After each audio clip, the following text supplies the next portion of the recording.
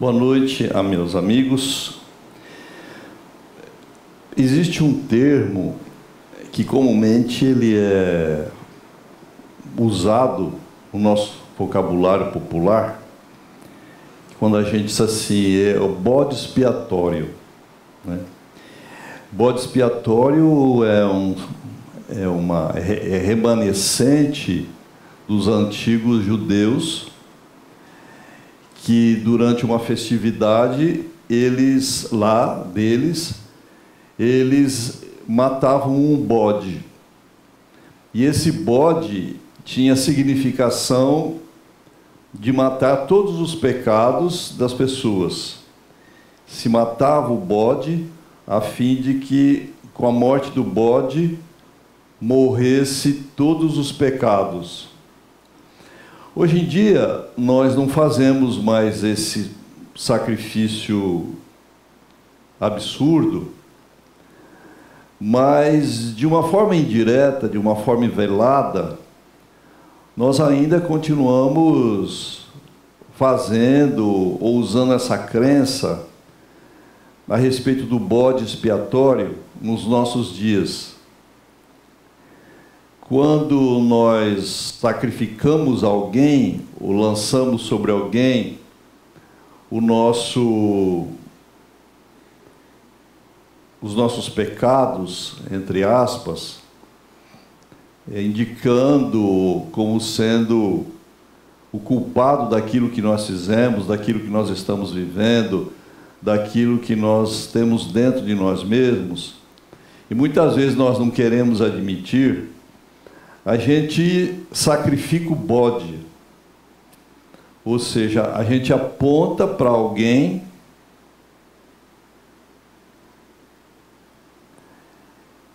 como sendo culpado dos nossos erros.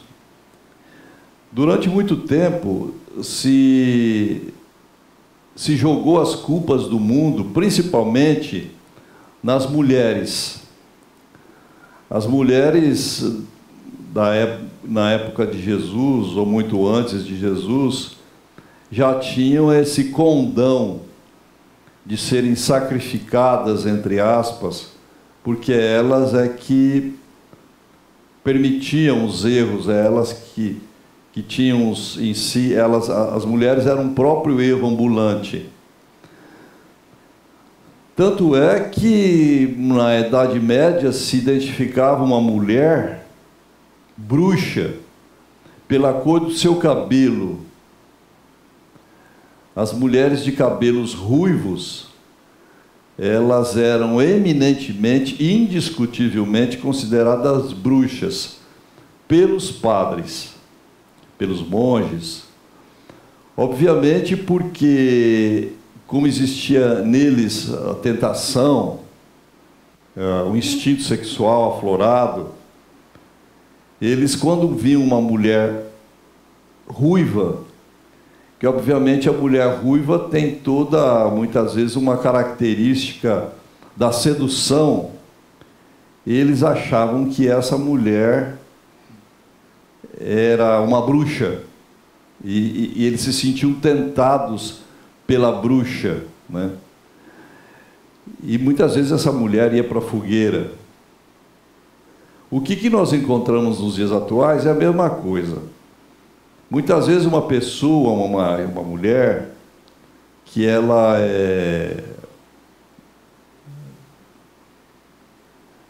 entre aspas, assim, colocada em adultério, e aí se justifica, mas ela foi estuprada, foi colocada em adultério, porque ela era muito sedutora, ela usava roupas sedutoras, ela se comportava com sedução. Quer dizer, isso na realidade você tira de você a intencionalidade da sedução, de ser seduzido, e joga em alguém que é essa pessoa, então, que é culpada, é essa pessoa que é, vamos dizer assim, o bode expiatório, né? Então, nós vemos esse fenômeno que aparece velado nos dias atuais, de forma idêntica ao que era de forma explícita. Então, no passado, isso acontecia de forma velada, não, explícita, e hoje em dia acontece de forma velada. E o que acontece? O Espírito de Hamed, nessa lição Eu Não Merecia, ele nos chama, nos conclama a nós assumirmos total responsabilidade pelos nossos atos e atitudes, sejam internos ou externos. No passado ainda mais antigo dos judeus, nós encontramos essa questão do bode expiatório quando nós encontrávamos sacrifícios aos deuses. Os deuses romanos, gregos, eles tinham essa condição de serem adorados, apaziguados, para que cessassem em nós alguns sentimentos e algumas emoções que nós não admitimos. Então nós atribuímos a Vênus as seduções do amor. Quando nós estávamos amargurados pelo amor, ou quando nós estávamos sem sentir o amor, nós invocávamos Vênus, porque Vênus era algo, era uma estrutura fora, não era dentro de nós. Nós não temos nada a ver com Vênus. A gente ora para Vênus, para que Vênus nos dá o amor, ou nos tirem algum amor mal resolvido. Pelo nosso medo eterno da morte, nós usávamos Plutão como sendo o mestre dos subterrâneos da Terra, onde lá viviam os mortos. Então nós constantemente estávamos fazendo oferendas, sacrifícios a Plutão, para que o medo não tomasse conta da nossa vida. Veja como funciona o nosso mecanismo de defesa.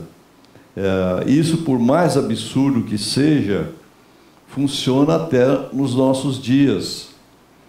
Muitas pessoas estão na religião porque elas querem banir o medo de si mesmo a respeito da morte, a respeito da doença.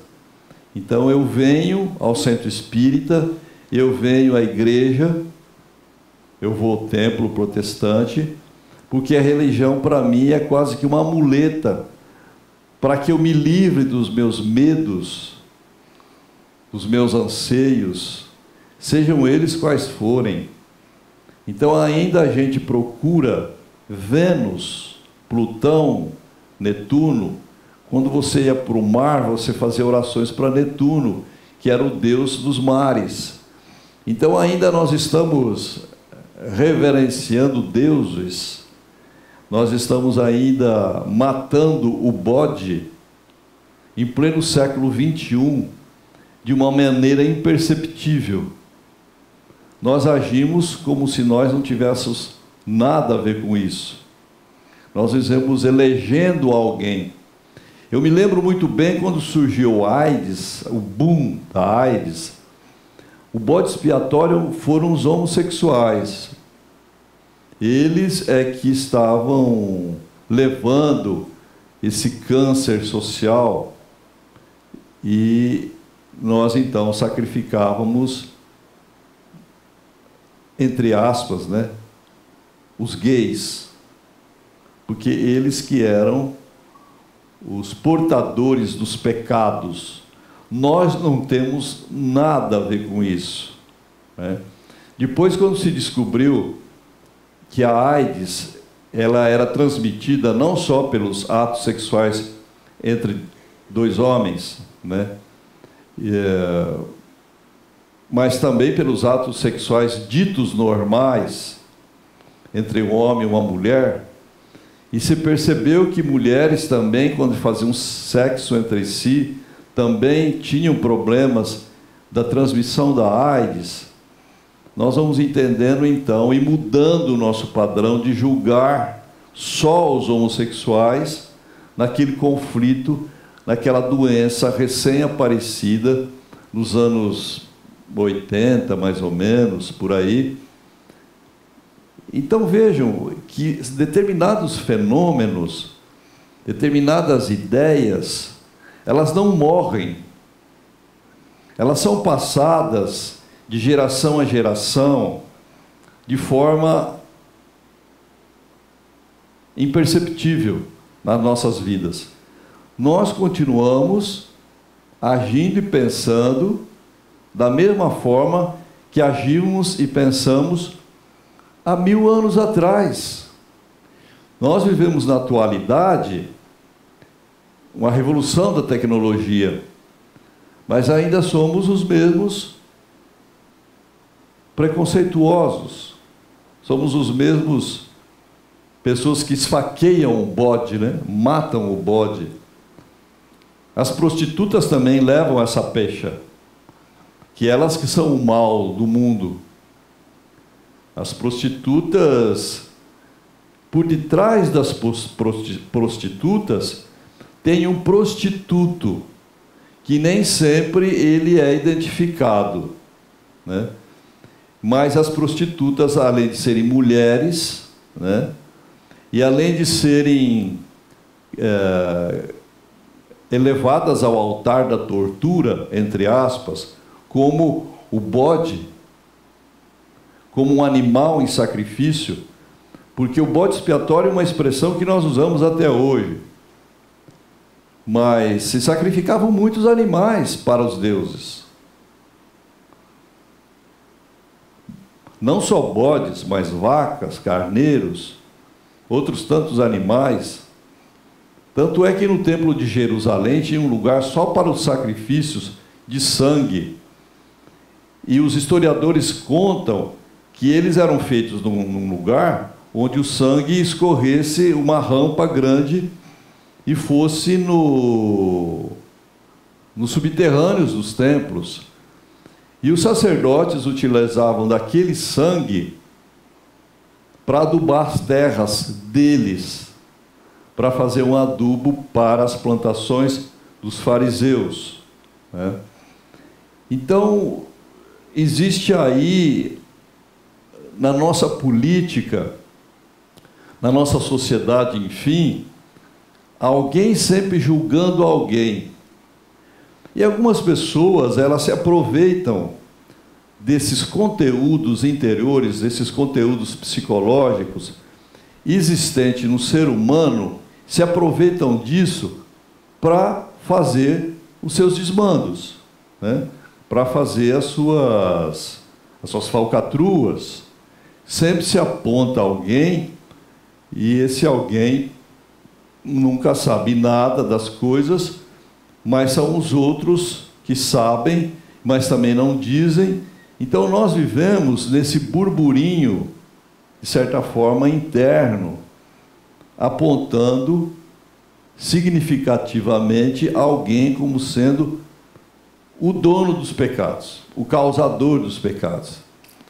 A Erra Média diz o seguinte: a característica básica daqueles que não se autorresponsabilizam pela própria existência é criar um bode expiatório para tudo que lhes acontece. Vejam, tudo na vida, tudo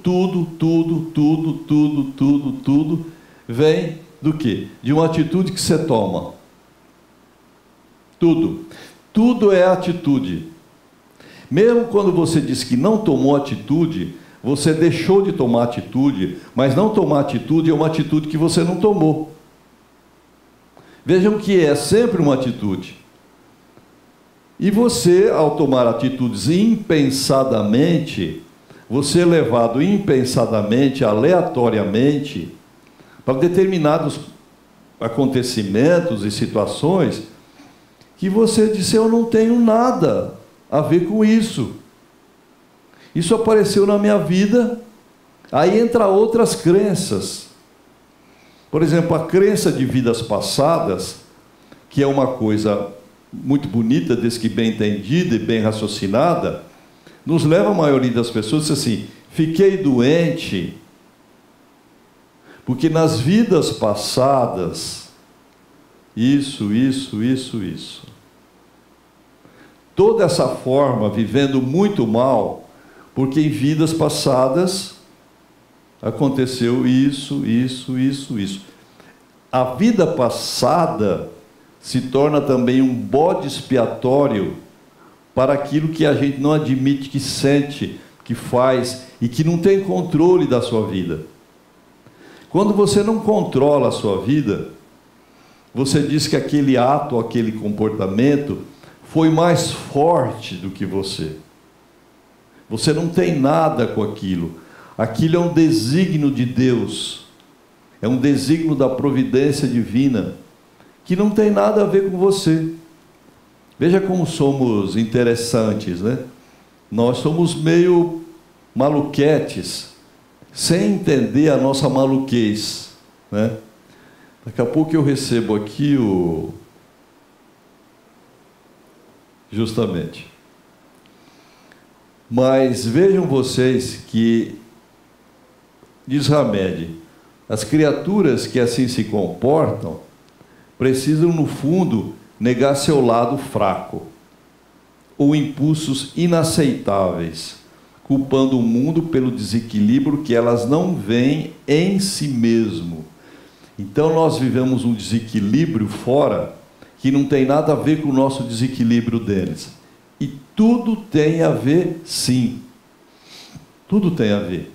Nós não vivemos num mundo desequilibrado, transtornado, por acaso. Sempre quando o acaso não existe. Mas a gente só atribui só tem essa fala, o acaso não existe, quando é para o nosso favor. Vocês estão entendendo? Quando é para o nosso favor, vocês falam, o acaso não existe. Porque aí me tira a responsabilidade daquilo que eu faço ou daquilo que eu estou fazendo e continuando fazendo. Porque nada acontece na nossa vida desde que a gente não procure. Se você procura de uma forma consciente, ou se você procura de uma forma inconsciente, vai acontecer do mesmo jeito. Por isso a necessidade de se fazer autoconhecimento, entender por que eu tenho determinados comportamentos diante de tais acontecimentos. Se você não percebe, você continua perpetuando aquela atitude. E pingo d'água em pedra dura, tanto bate até que fura.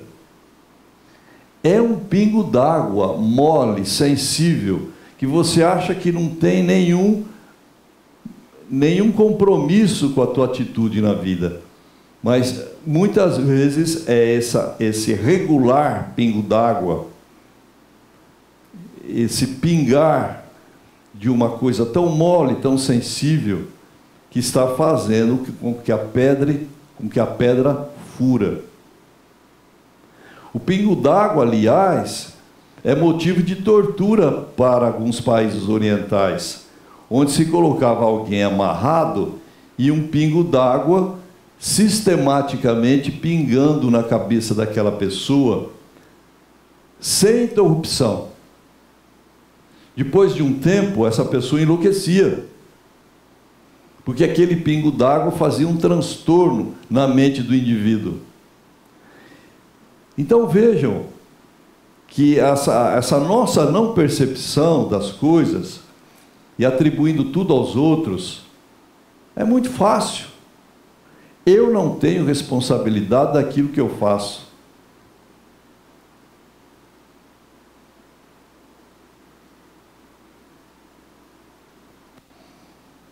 A sua esposa, o seu marido, o seu filho, são criações suas. A gente cria os nossos familiares com as nossas atitudes diárias, com as nossas brigas diárias, com as nossas folgas diárias, dos nossos não compromissos diários. E depois isso aparece de forma bruta, clara, no teu parente mais próximo, sensível. Isso que se chama condicionamento familiar. A gente vai condicionando nossos entes queridos a terem determinados comportamentos pela nossa maneira de ser.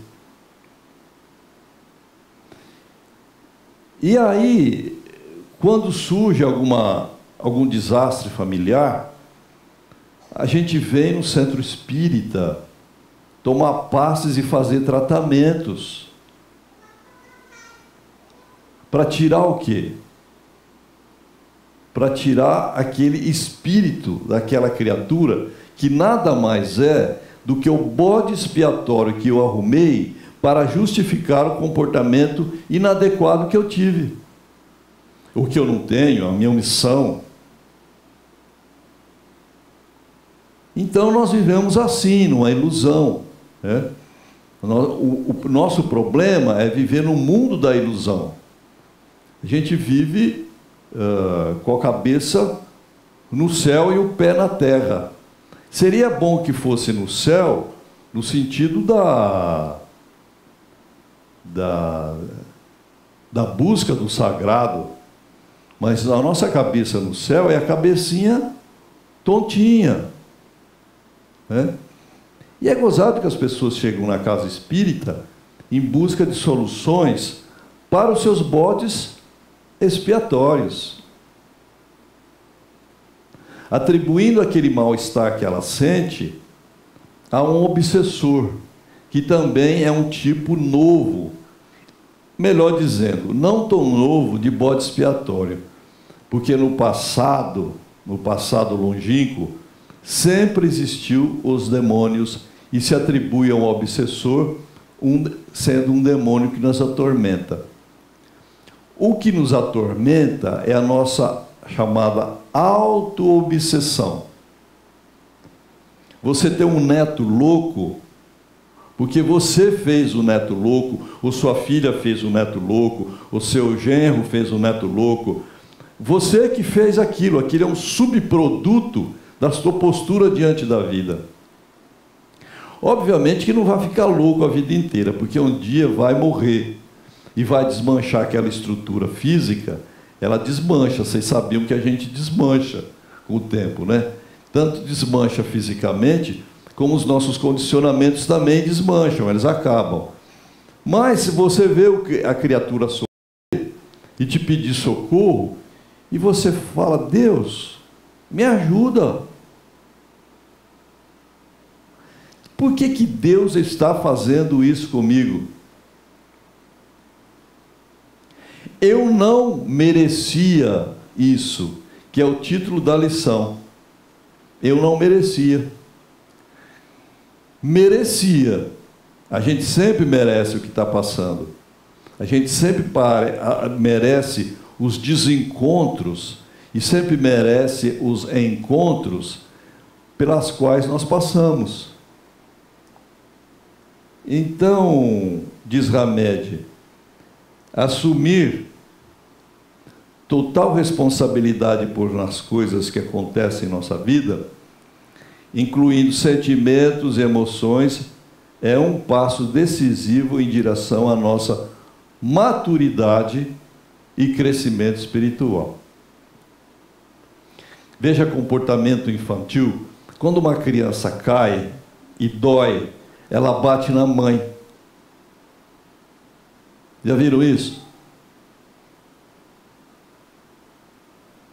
Ela vai contra a mãe.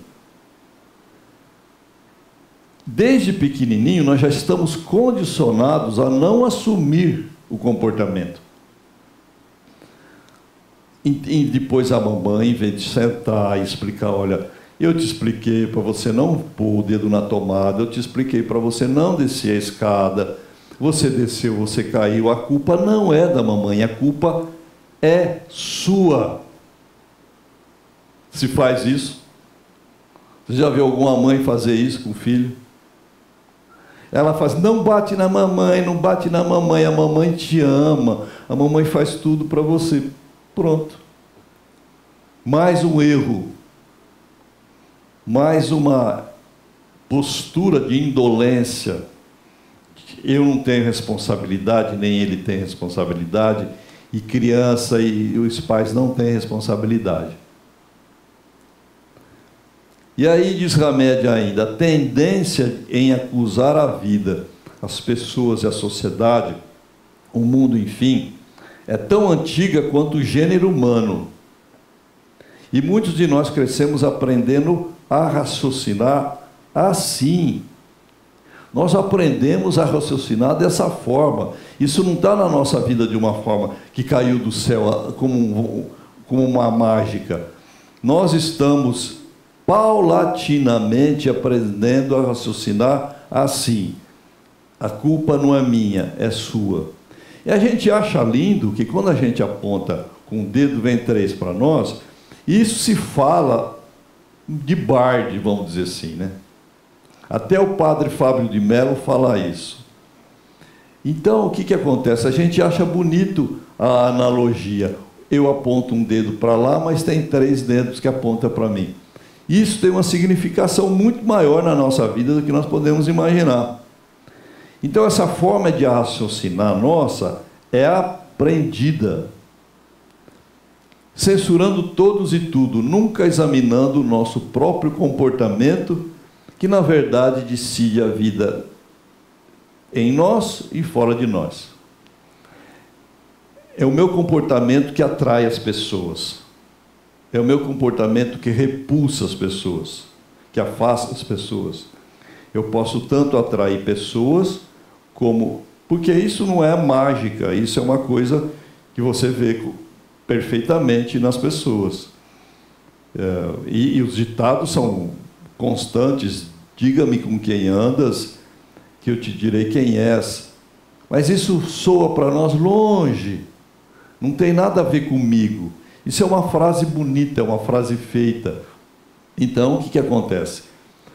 Você atraiu as pessoas que você está vivendo. Os brutos, os mansos, os assassinos, os estupradores. Mas eu atraí estupro? Sim, porque estupro não é só você ser uma mulher ser estuprada. Um homem pode ser estuprado também com atitudes diversas. Você pode ser desrespeitado com atitudes diversas. Isso é uma violência. O estupro é uma forma única que se fala quando uma mulher é violentada à força. Mas a violência, ela existe na nossa sociedade de várias formas, que nós poderíamos chamar de estupro. O que uma mãe faz com o filho, não ensinando a ele ser autorresponsável, é um estupro, é uma violência que ela faz com ele. O marido omisso, que não quer desagradar a filha, o filho, enfim, a família, que fica sempre, deixa o outro educar, deixa o outro se virar, deixa o outro resolver, ele é um violento. Porque nós estamos com pessoas ao nosso lado que estão aprendendo alguma coisa. Quando você diz assim, eu não tenho nada para ensinar, é mentira. A gente sempre tem alguma coisa para ensinar para o outro. Então vivemos num mundo sombrio, num mundo de desastres. Ainda diz Hamed, assimilamos o mito do vitimismo, porque é bom que se diga que a gente se torna vítima, né? As pessoas se vitimizam, né? Eu sou uma vítima, eu sou um coitado, eu sou infeliz. As pessoas choram, e quanto mais você chora, mais você é paparicado.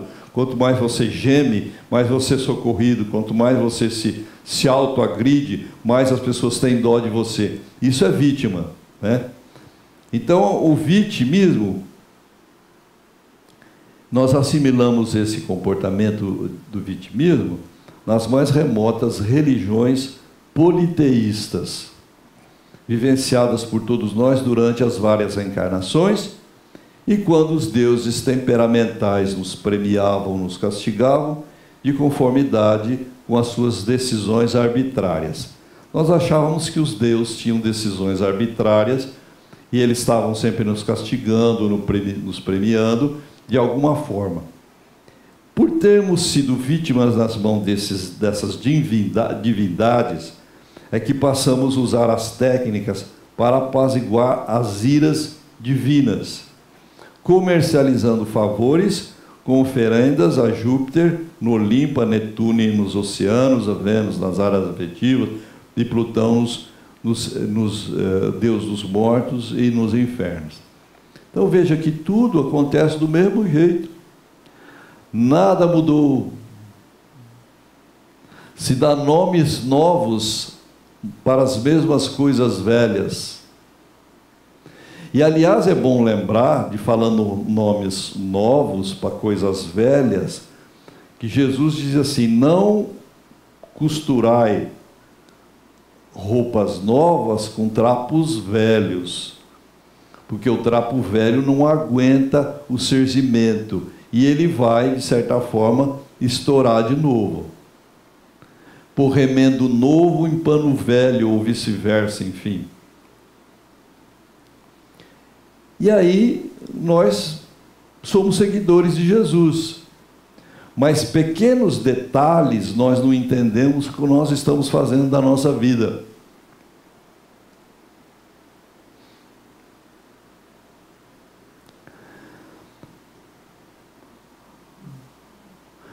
Lê para nós aí, Cuca, que eu estou com a garganta seca, em voz alta.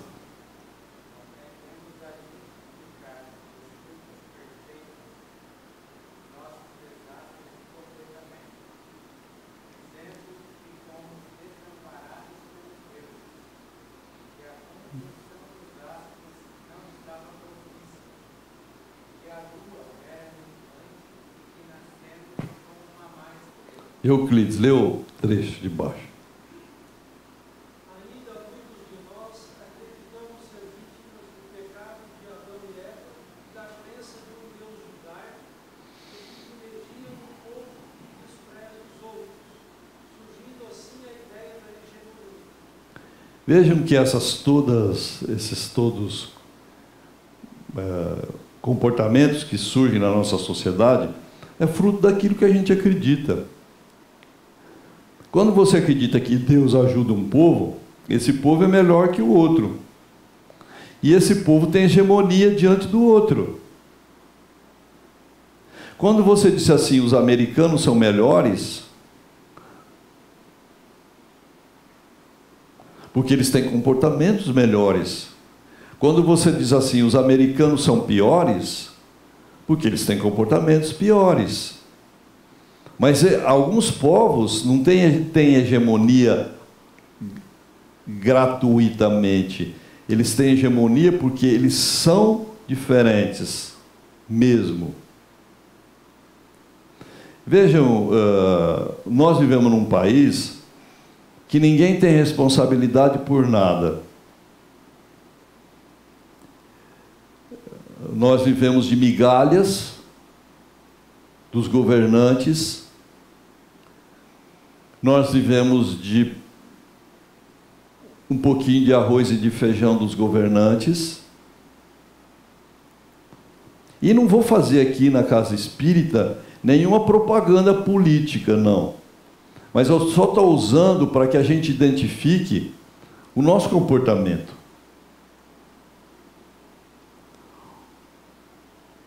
Um funcionário meu me disse assim, eu falei, para quem que você vai votar? Eu vou votar para o Lula. O Lula nem é candidato. Eu falei, mas por quê? Porque nós somos pobres, né? E o Lula sempre ajudou os pobres. Vejam, eu não disse nada, porque foi-se o tempo que eu tentava gastar energia,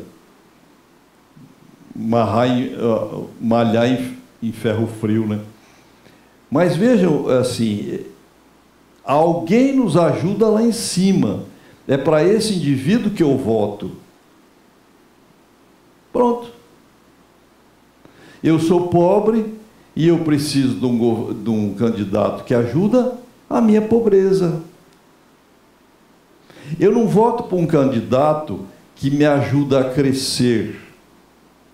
Eu voto por um candidato que eu estendo a mão e essa mão vai ser estendida como pedinte a vida inteira.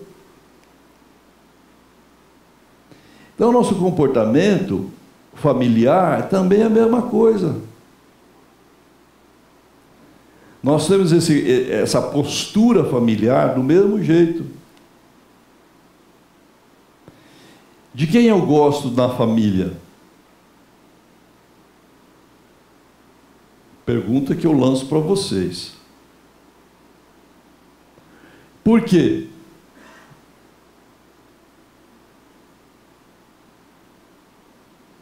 Está lançada para vocês. Eu gosto porque ele é uma pessoa assim, assim, assim. Ou eu não pensei nisso? Nós vivemos isso constantemente. O cenário político, ele mostra justamente, não só do Brasil, mas o cenário político de todo e qualquer país, mostra a convicção do seu povo. E nós vivemos, então, sem responsabilidade. Ainda estamos pagando o pecado de Adão e Eva. Muitas igrejas ainda colocam o pecado de Adão e Eva como sendo um pecado que nós carregamos até hoje. E não é mentira, porque toda vez que uma criança é batizada, e são batizadas crianças de baldes, aqui no Brasil, porque se tira o pecado de Adão e Eva, que a criança nasce com aquele pecado original, que é esse pecado maldito, que nos persegue há séculos. E a gente espírita leva os filhos para batizar. Vejam, que é o medo. Ainda está preso naquelas crenças antigas. Não fale nada. Ah, que eu vou levar meu filho para batizar? Porque é bom, né? Porque nas vias das dúvidas é bom, né? O que você acha? Não, eu acho que você acha. Se você acha que é bom, leve. Eu não vou fazer uma explicação dessa para a pessoa que ela fala assim, nossa, que nego chato. Mas veja, são posturas, comportamentos antigos que você perpetua e assim sucessivamente. Aí diz Hamed o seguinte, muitos de nós acreditamos ser vítimas do pecado de Adão e Eva e da crença de um Deus judaico que privilegia um povo e despreza os outros, surgindo assim a ideia da hegemonia divina das nações.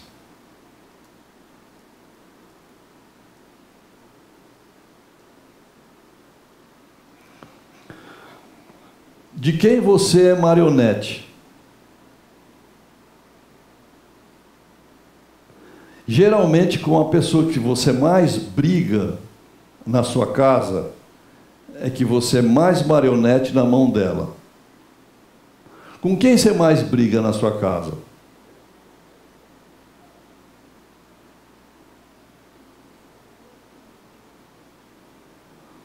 Porque você se sente preso. Você se sente preso na mão daquela pessoa. Você briga com o condutor dos fios. Inconscientemente. Estou dando uma dica para vocês aqui, tá? Que vocês vão ficar me devendo essa. Porque você briga com quem você é dependente. As pessoas que você não depende, que você não está nem aí, você não briga. E nossa briga é histórica. Vem lá do tempo de Adão e Eva. Quando você discute política, você não discute a política pela política, você se discute a política porque você se sente condicionado ou preso em alguma coisa dessa política. E aí eu vejo brigas no Facebook, espíritas santinhos, centrados, discutindo política e tentando convencer o outro sobre os seus candidatos. Em vez de estar estudando, estar fazendo alguma outra coisa melhor, ou pelo menos estar fazendo meditação para ver aonde que está errando, aonde que precisa mudar. Não, está brigando, está no Face. Fulano, não sei o quê. E o Facebook mostra bem o que a gente é, né? Já notaram isso? O Facebook é a nossa cara. Gente que vai fazer viagens, publica suas fotos internacionais todas no Facebook. Tem gente que publica 67 fotos. Pode, Freud? Quem vai olhar 67 fotos dela com o marido em Portugal? Para quem interessa? Foto é boa mostrar uma ou duas. Acabou. 67, não é pouco não. O que é isso? Você quer mostrar Portugal? Você quer se mostrar em Portugal. É você que está em destaque ali no tema. Então, quando a gente começa a perceber como que nós funcionamos, como nós somos, quando você publica fotos para os seus familiares, é uma coisa. Agora, quando você publica abertamente no Facebook, tem uma outra conotação. Então, meus amigos, nós brigamos com as pessoas que a gente depende. Nós brigamos com os nossos dependentes, com os nossos, quer dizer, não é dos nossos dependentes, nós somos codependentes de alguém. E a gente briga com esse alguém, sempre. Todo dia sai um bate-boca com o seu algoz. Ou não, né? Porque às vezes você é o próprio algoz. Então, para terminar, nós vamos pedir para a Maria Rita ler esse texto em voz alta.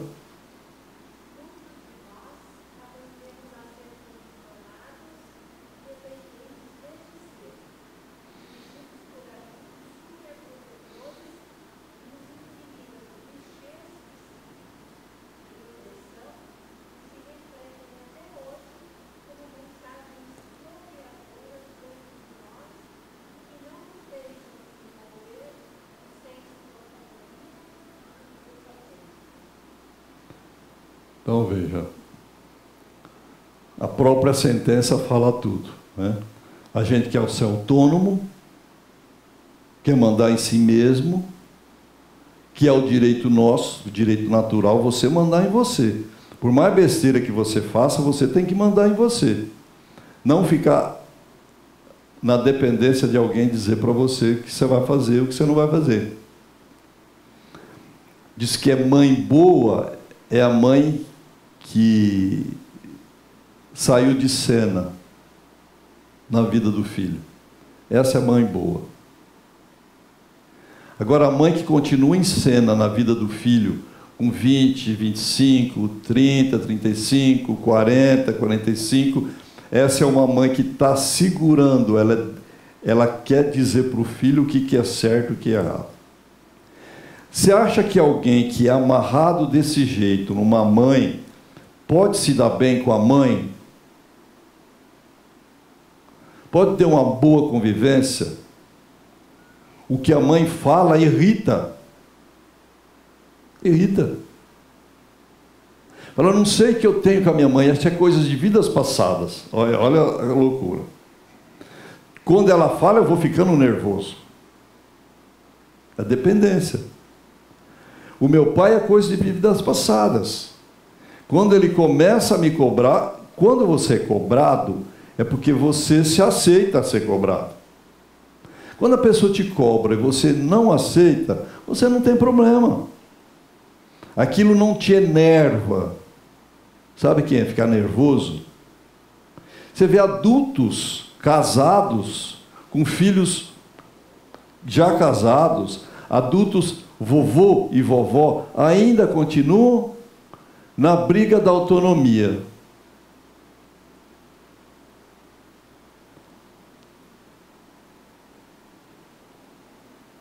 São infantis, né? 70 anos, 65 anos.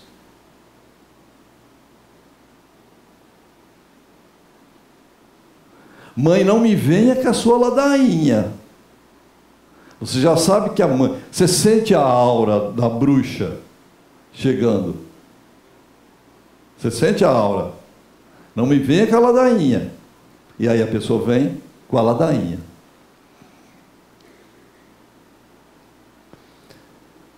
Pois é, meus amigos. Então, eu queria, assim, deixar essas reflexões para vocês. E... para que vocês possam desatar esses nós, viver mais com autonomia, com independência, sem culpar os outros, sem apontar o dedo, sem culpar as pessoas pela sua vida sexual mal resolvida. Porque a pessoa que tem uma vida sexual mal resolvida, ela aponta, ela vê prostituta e viado em tudo. Tudo é viado, tudo é prostituta, tudo não presta. Por que você vê tão claramente assim?